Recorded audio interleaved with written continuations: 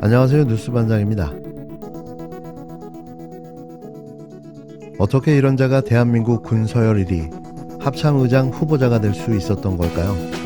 15일 김명수 합참의장 후보자에 대한 인사청문회가 열렸습니다. 물론 지금도 진행 중인데요. 이분도 윤석열 대통령과 친분이 있는 사람이었을까요? 아니면 아는 사람의 아는 사람? 아는 사람의 아는 사람이 소개시켜준 사람? 대체 이 나라는 어디를 향해 가고 있는 걸까요? 주식거래 의혹, 자녀 학폭 무마 의혹, 근무시간 골프, 재산신고 누락 의혹, 직권남용 의혹까지 이런 비리범죄 범벅인 자가 무슨 자격으로 대한민국 군을 통솔할 수 있을까요? 이런 사실이 드러났는데도 뭉개고 앉아 청문회에서 질의를 받고 횡설수설, 변명과 핑계를 대기에 바빴는데요. 이번에도 여지없이 인사 참사였습니다. 한동훈 법무부 장관은 대체 뭘 하는 거죠? 큰 소리를 빵빵 쳤던 인사정보관리단은 뭘 하고 있는 걸까요? 이쯤 되면 이건 유명무실한 수준인데요. 식물인사방치관리단, 낙하산 꼽아넣기 관리단이라고 이야기해야 할 처참한 수준인 겁니다. 오늘 진행된 청문회의 하이라이트를 모아봤는데요. 과연 이 자가 합참의장으로서 자격이 있는지를 한번 봐주시기 바랍니다. 후보자님은 주식 투자, 직접 투자를 언제부터 했습니까? 21년 5월 3일부터 시작한 걸로 알고 있습니다. 최근에 마지막 그 거래는 언제 했습니까? 23년 5월 경우로 알고 있습니다. 그러면은 해군 작전 사령관 당시에도 주식 거래를 하셨네요. 작전사령관일 때 한 5번인가 한 걸로 기억하고 있습니다. 해군 작전 사령관은 우리 바다를 사수하고 책임져야 되는 사령관인데 어떻게 해군 작전 사령관으로서 주식 사수에 몰두하고 계세요? 이것은 아주 부적절하다고 봅니다. 본인의 태도로서. 지난해 3월 5일 날 아침에 8시 50분에 북한에서 ICBM 사격을 했어요. 그렇죠? 그날 후보자님은 오후 1시 18분에 태릉에서 골프를 치셨어요. 왜 골프를 사수하셨죠? 이 상황이 되면 대부분 군인들은 골프를 취소하거든요. 인사검증단에서는 여러 번 질문을 했었는데 본인은 몰랐다라고 답변을 했는데 맞습니까? 네, 맞습니다. 여러 번 질문했는데 본인이 어떻게 모르죠? 그 당시에 학폭이라든가 이런 거를 물었을 때 저희 가족들도 학폭이라고 인지를 못하고 있다 보니까 저한테 그 학폭이라는 얘기를 안 했고 그런 게 없었다고 판단해서 저도 없다고 얘기를 했습니다. 아니 그때는 세종대왕 함한장이었는데 조금 전에 보니까 4월 28일 날 발생했는데 27일 날 나갔다가 이제 진해함이나 아니면은 부산항에 들어왔는데 그런 가족하고 자주 통화했을 텐데 분명히 이것은 심각한 사항이라서 알았을 텐데 몰랐다는 건 이유가 안 되는데요. 삼청 목선 왔을 때 그때 일함대 사령관 하셨잖아요. 네. 그때 작전 실패의 책임을 으로 징계까지 받았죠. 징계 뭐 받았습니까? 지휘감독 소홀에 대한 견책 징계 받았습니다. 견책 받았죠. 네. 육군 같으면은 지휘감독 소홀로 견책 받으면 3스타 진급이 안 돼요. 근데 해군은 어떻게 3스타로 진급됐는지 전 이해가 가지 않아요. 그 3년간 근무한 중에 주식 거래 내역을 보니까 총 52차례 주식과 ETF 거래도 했습니다. 그 인정하시죠? 네, 네, 그렇습니다. 그런데 심각한 것은 근무 중에 주식 거래도 이것도 뭐 말할 나위 없죠. 말이 안 되는 소리죠. 근무를 하면서 자기 사익을 취거하는 스마트폰으로 주식 거래를 한다? 이건 국회에서 어떻게 처리했는지 아실 겁니다. 모 의원이 그렇게 해서 지금 의원직 상실할 위기까지 가 있는 거 아실 거예요. 그런데 심각한 거는 작년 1월 5일 날 오전 8시 10분에 탄도미사일 한 발을 북한이 발사했습니다. 그런데 오전 11시 5분에 K탑 리츠 351주를 매수했습니다. 3시간 뒤에. 아니 북한은 미사일이 날아다니고 있는데 이게 지금 주식 거래를 하고 앉았어요. 또 있어요. 1월 17일에는 8시 50분에 단거리 탄도미사일 2발을 발사했습니다. 그리고 동일 11시 24분부터 45분 동안에 또 이거 미국 MS CI 리처 625주 매수했습니다. 그리고 오후 3시 3분에는 미국 S&P 500 817을 또 매수했습니다. 이 상식적으로 이해가 됩니까? 어찌 이럴 수 있느냐 말이에요.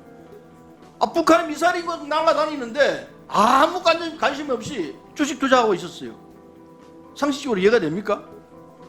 도저히 용납할 수가 없어요. 2000년부터 쭉 보니까 평일에 나가서 공치는 게 보통이에요.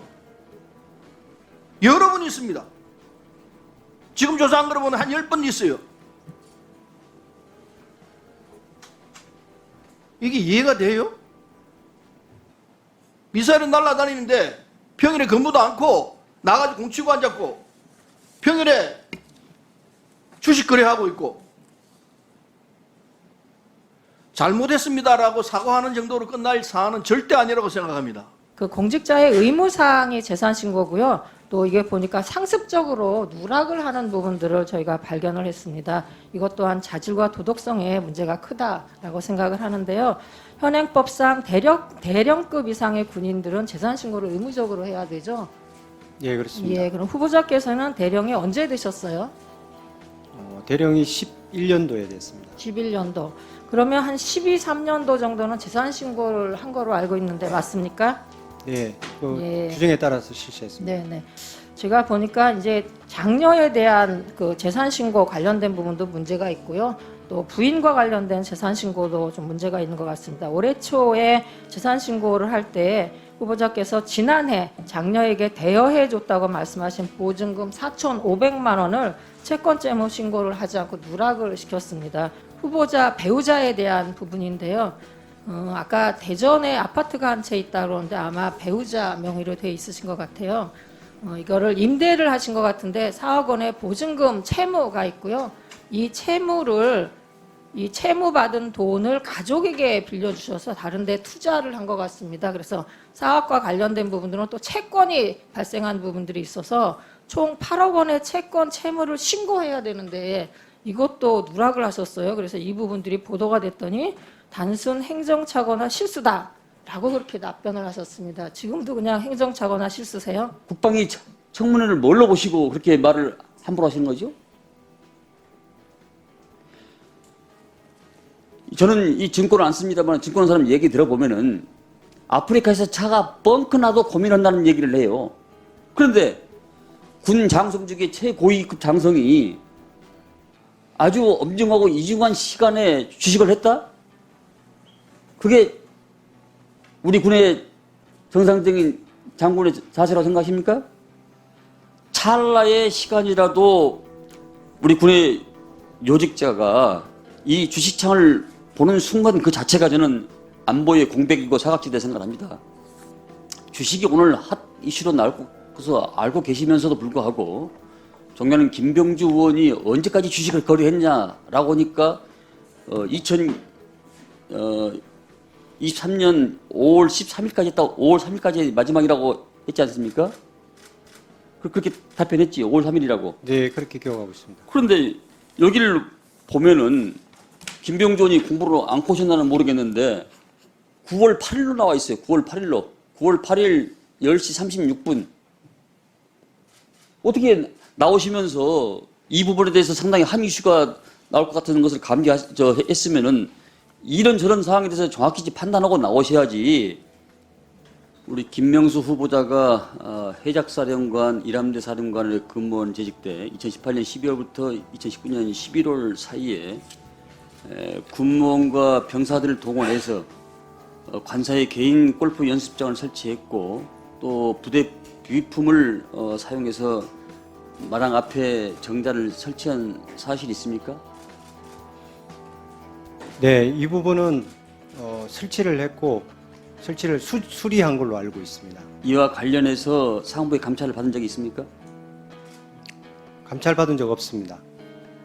그러니까 일함대 사령관 관산에 설치된 개인 골프장은 병사와 군무원을 동원해서 한 게 맞습니까?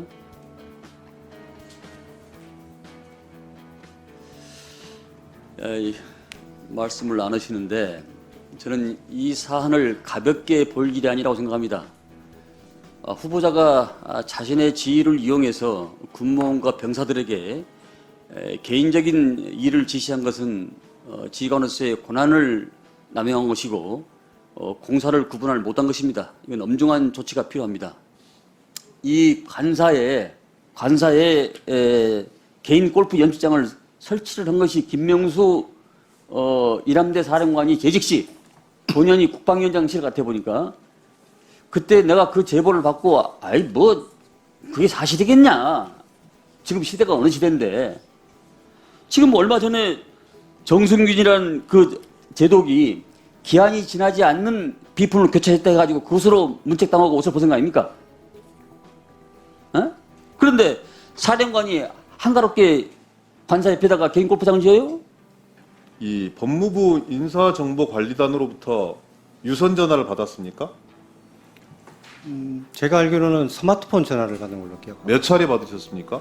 전체 횟수는 모르겠는데 굉장히 꼼꼼하게 해서 자주 받은 걸로 기억하고. 자주 받았는데 왜 청문준비단에서는 처음에 문제 제기를 했을 때 서류상으로도 없었고 그리고 후보자에게 유선상으로도 없었다 이렇게 답변 주고 나서 이 사건이 불거지고 나서 말씀이 바뀌어요. 처음에는 유선상으로 받았다. 오늘 말씀 주신 것도 뭐냐면 수차례 질문을 받았다. 또 금방 주신 거 뭐냐면 정밀하게 심사했다. 이렇게 말씀을 주세요.